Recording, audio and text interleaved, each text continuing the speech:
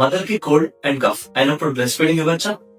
Yes, definitely ఇవ్వచ్చు. In fact mother కి infection అయినప్పుడు బాడీ ఆటోమేటిక్ గా యాంటీబాడీస్ ప్రొడ్యూస్ చేసుకుంటుంది. అదే యాంటీబాడీస్ బ్రెస్ట్ మిల్క్ ద్వారా బేబీ కూడా రీచ్ అయ్యి బేబీ కూడా ప్రొటెక్ట్ చేస్తుంది. సో దీన్ని మనం నేచురల్ గా పాసివ్ ఇమ్యూనిటీ అంటాం.